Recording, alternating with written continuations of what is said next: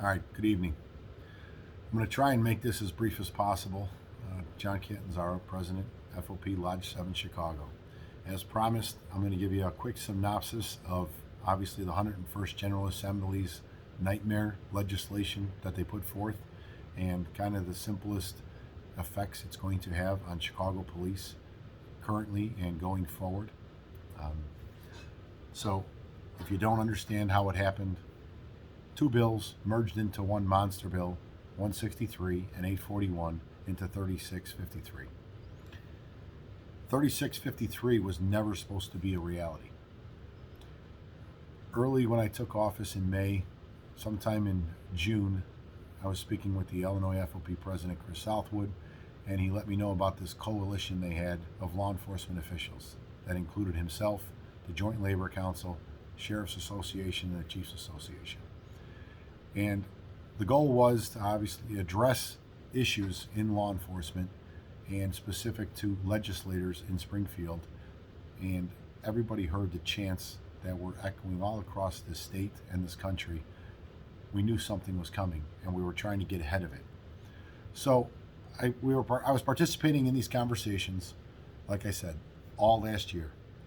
We put proposals together in the thought that we could at least put legislation out there that would address concerns and hopefully alleviate anything negative coming onto the profession in the near future at least.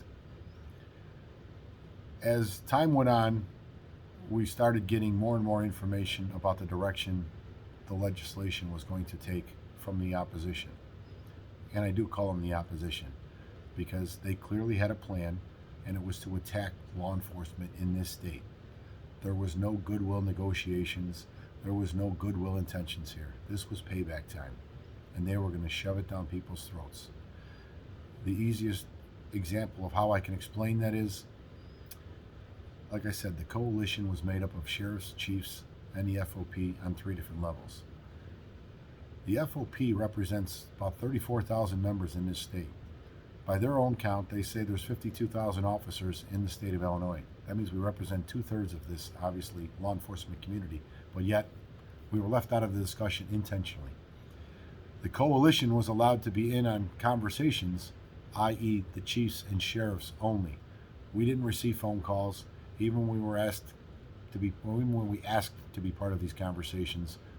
The sheriffs and chiefs were ignored. It was just never going to happen.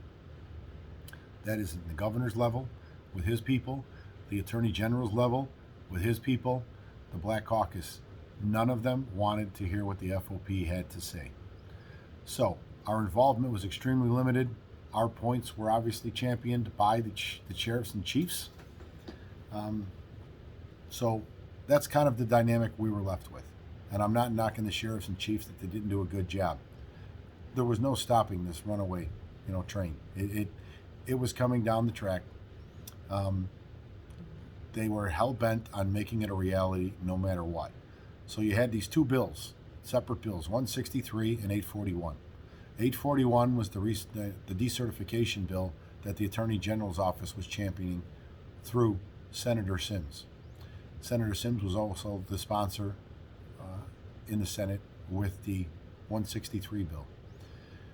There was a idea hatched by the state lodge to get a petition drive together to obviously show legislators, the governor's office, and even the public that there was a lot of pushback and bad stuff in this bill.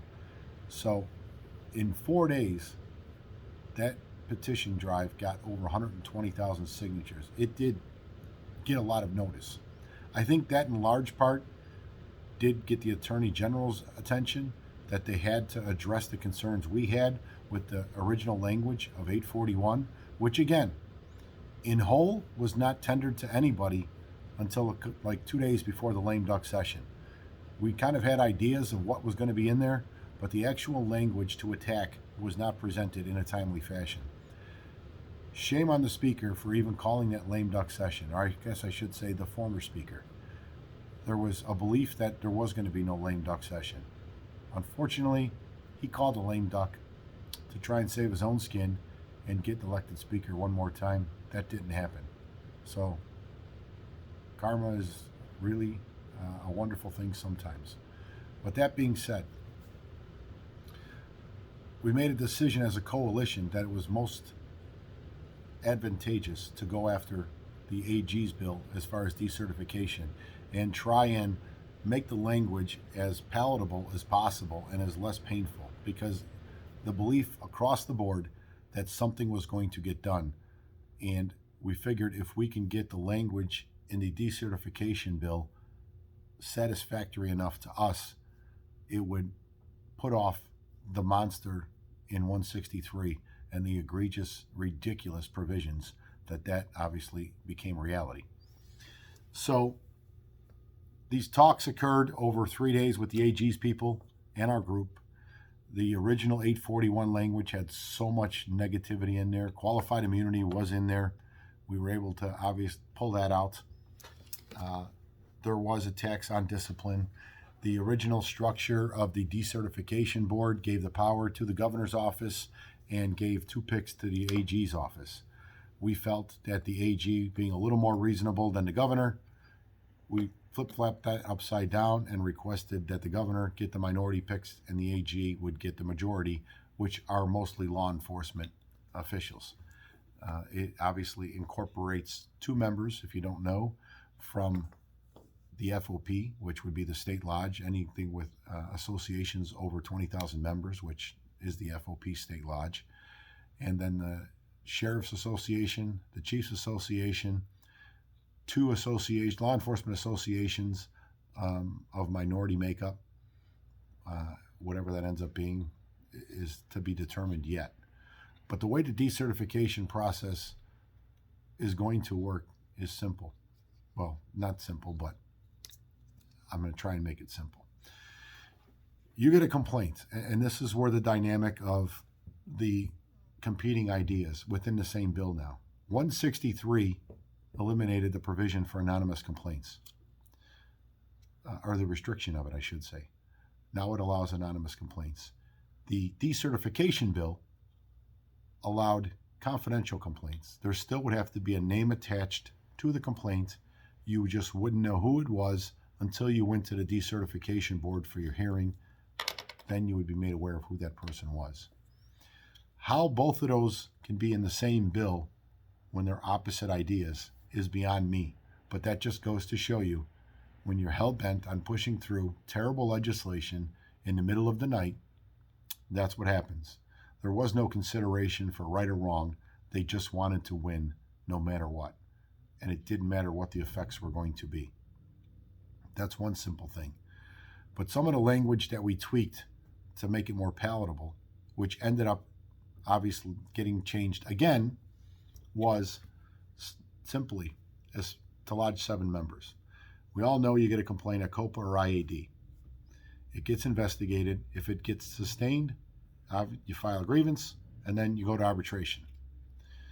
If the arbitrator sustains the complaint, that was the end of it. To us, that's where the decertification board would come in handy. Not handy, it would come in play. You would then be subjected to decertification only after it was sustained by the arbitrator. If the arbitrator overturned the original finding, it wouldn't be referred to the decertification, because you then would be giving them a second bite at the apple for discipline, and that was clearly something we weren't going to say okay to.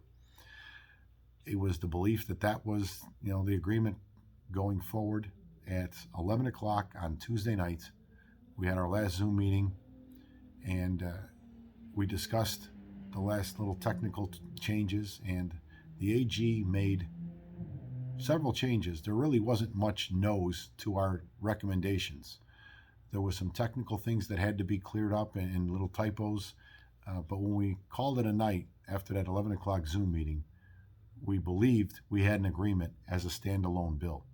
Unfortunately, the last conversation I had that night was with President Southwood at about 1-something in the morning, and I just had a bad gut feeling.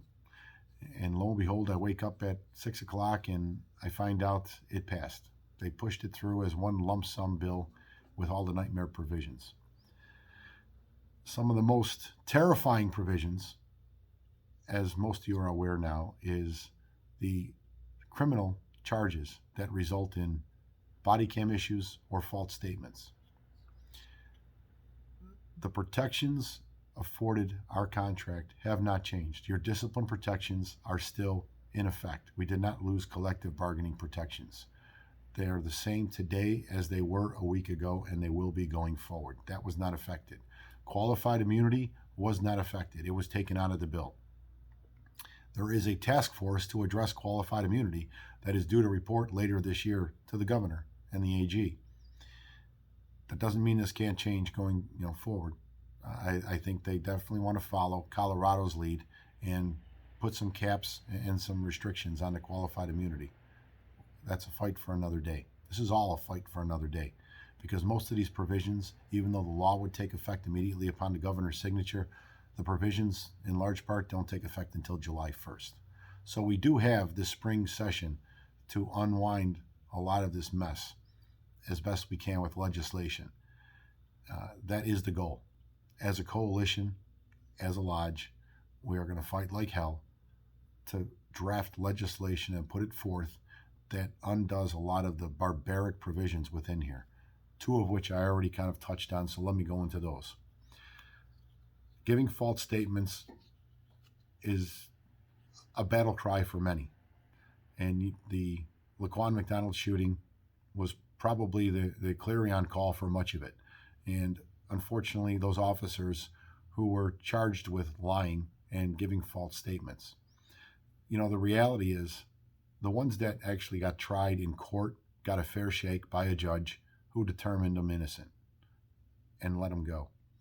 Unfortunately, the police board and the city decided to go a different route with the other officers, and we all know that the police board is not a fair shake in any way, shape, or form. Nobody has survived the police board in the last 2 years. So they were already walking the green mile, unfortunately, before they even got served their paperwork. But that was by design. So that was the impetus, I think, for a lot of this legislation and the severity of it. I'm not blaming those officers because they didn't do anything wrong. It was a witch hunt from day one. But I'm just trying to explain to you the thought process behind their legislation.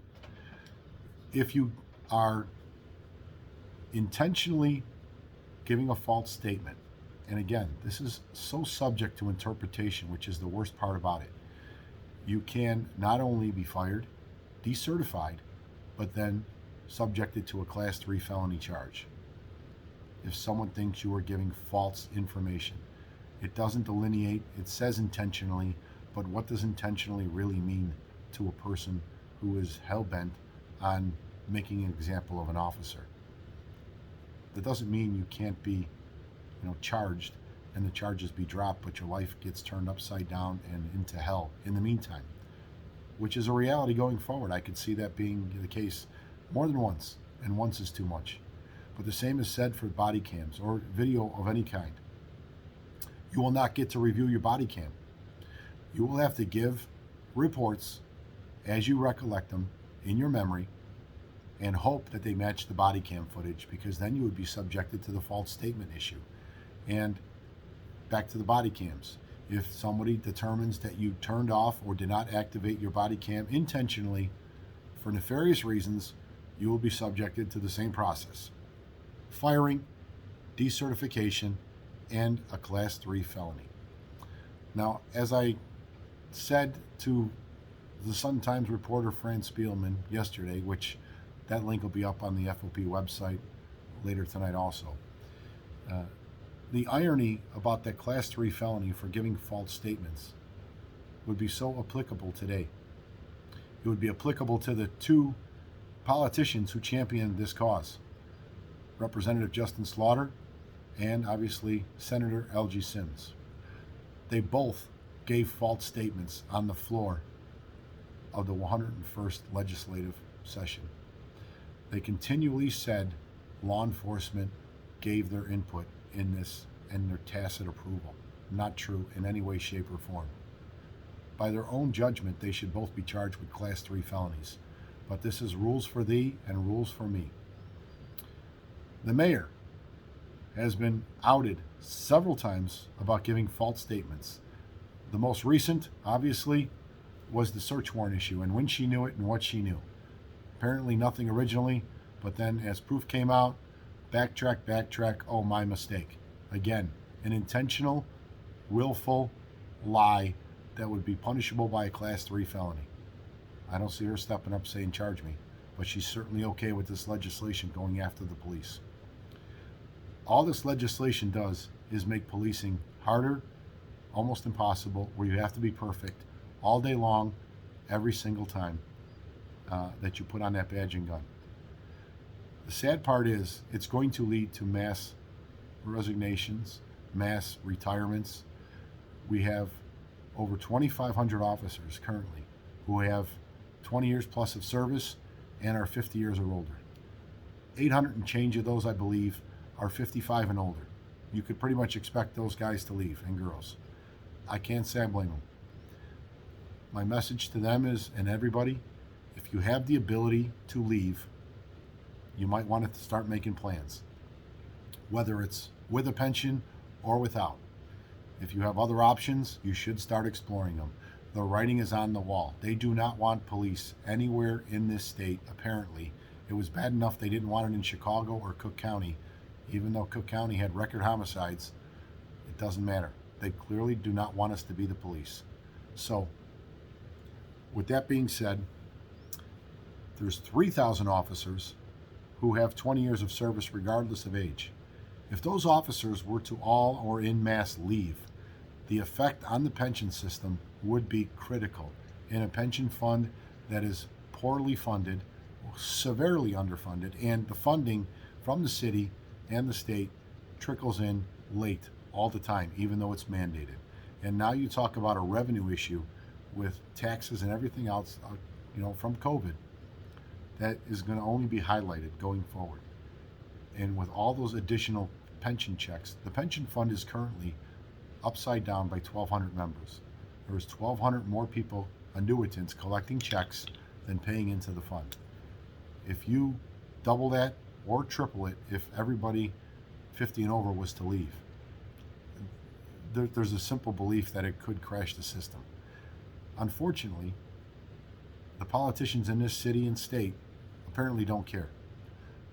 That was brought up to the mayor's attorneys, to the mayor herself, and all she said was, John, I find it amazing that you're now coming to me with this serious issue at the 9th hour. Maybe you'll learn that burning bridges isn't the best avenue for your members.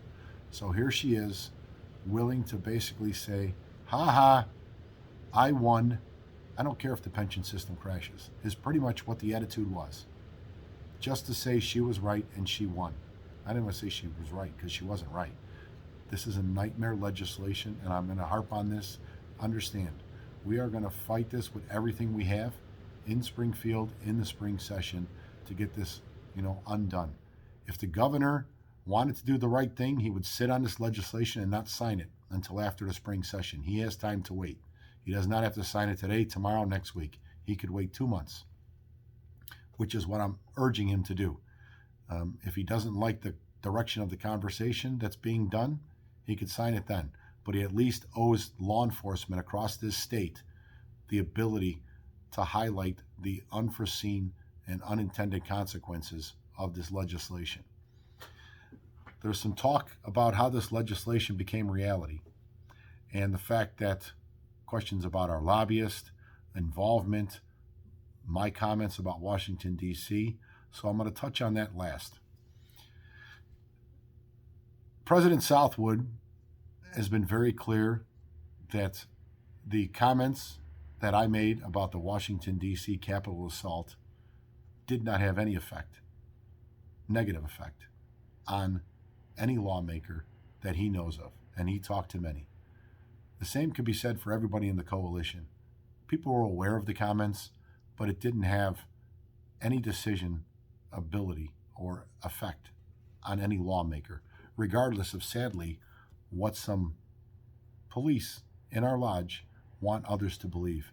For whatever reason, you can decide their motivations.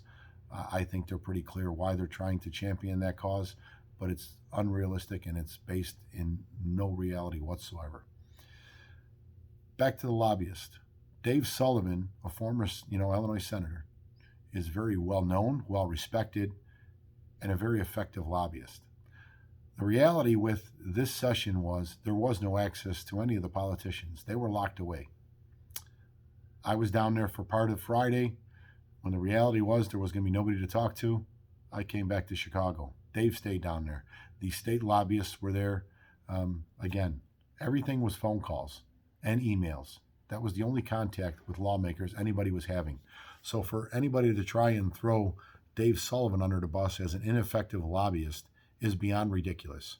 The further assertion is that our former legislative director had the ability to maybe change the course of this if he was not relieved of his employment in that capacity. Well, to those people who believe that, or even to those people who are spreading that, shame on you, especially the ones spreading it. To think that a member of this lodge who had the ability, theoretically, supposedly, to affect change in that outcome didn't try and do that regardless of whether they were getting an overinflated salary and is still part of this lodge and didn't take action is egregious if true. But it's not. One person was not stopping this. 10 people weren't stopping this. It was going to happen in some way, shape, or form. Again, it will subside. There is strategies. It just goes to show the importance of registering to vote, champion candidates that have our interests at heart.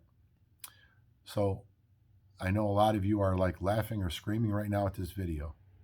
And I know you're going to say, Bob Martwick, Senator Martwick, what about him? You guys basically endorsed him over the Republican. He barely won, and he screwed us.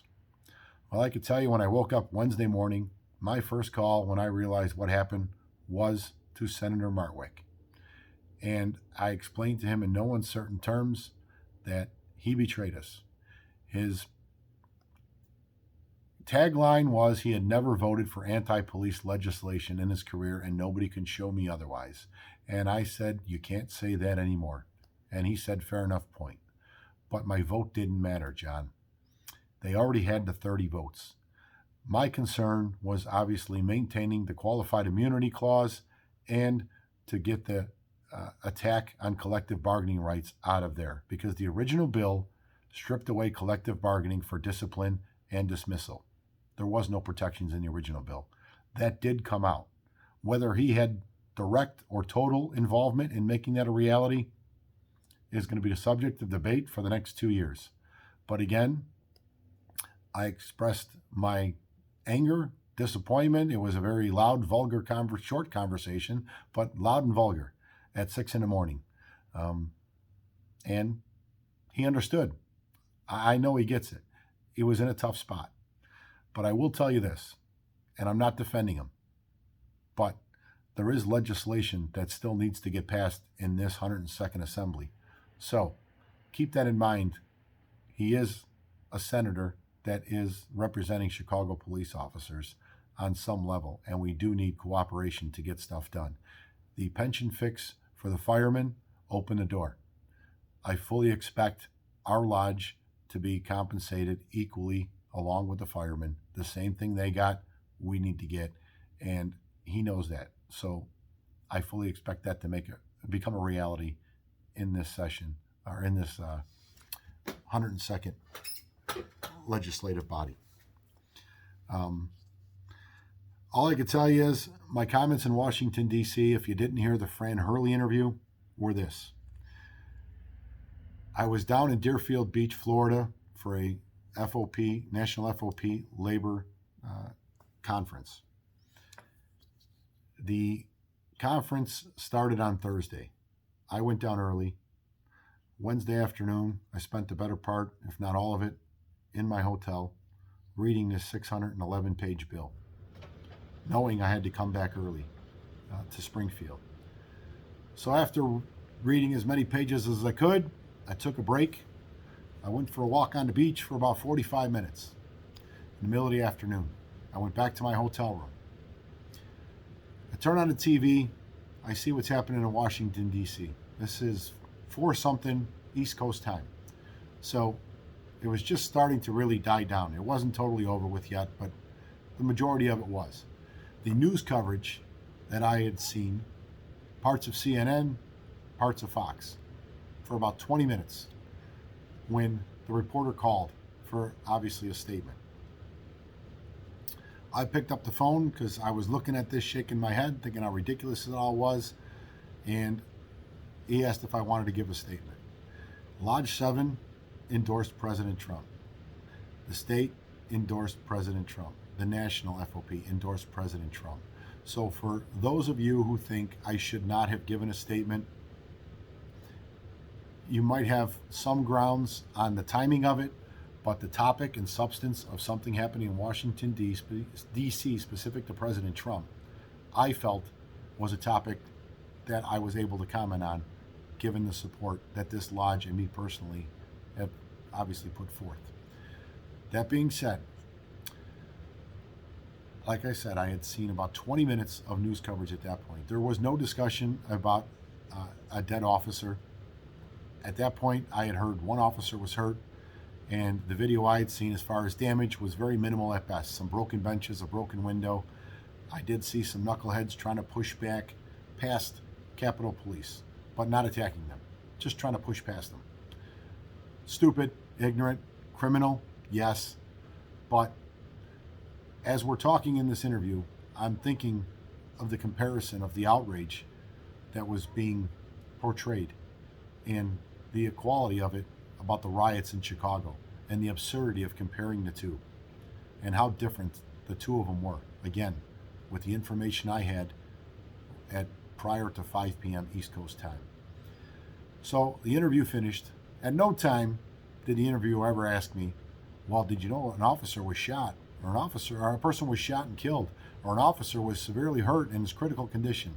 That never came up as a question, and I didn't know about it at the time. So the interview ended. I went on to obviously reading the bill.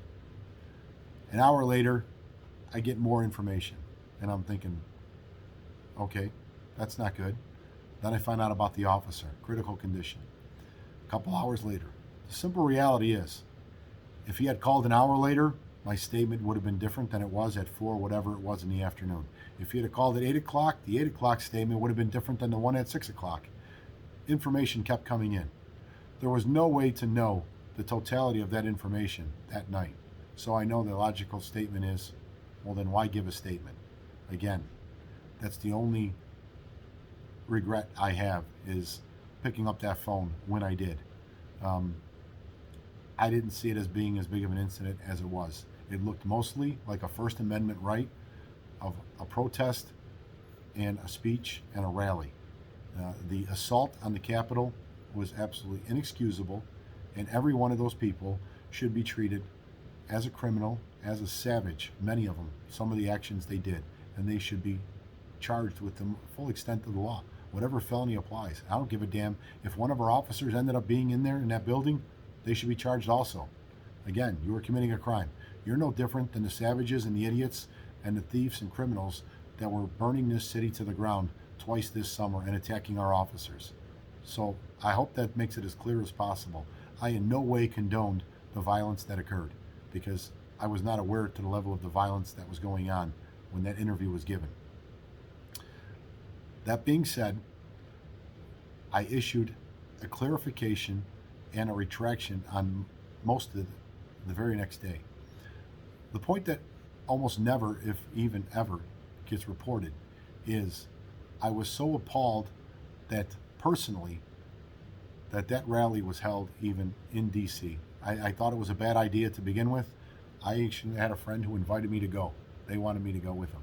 I said I wasn't going. I was going to go to Florida instead and stick to my plans because it just sounded like a bad idea. The president's comments there, I believe, didn't help the situation.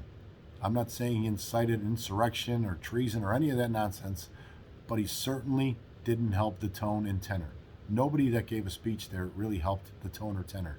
It doesn't excuse the behavior and decisions that adults made. They could have stopped and walked away at any given time. You can't blame somebody's speech for inciting criminal behavior, no matter how bad some people want. The left sure seemed to do it quite often, and we said that was BS. So you can't have it both ways. If it was BS one way, it's got to be BS both ways. You're an adult, there's personal accountability at stake here, and that needs to be the overriding factor going forward. That being said, I pledge to temper my comments in the future, and if needed, make sure they're based in a more complete picture of whatever I'm talking about prior to giving a statement. I've tried to be a little more expeditious, even yesterday's interview with Franz Bielman.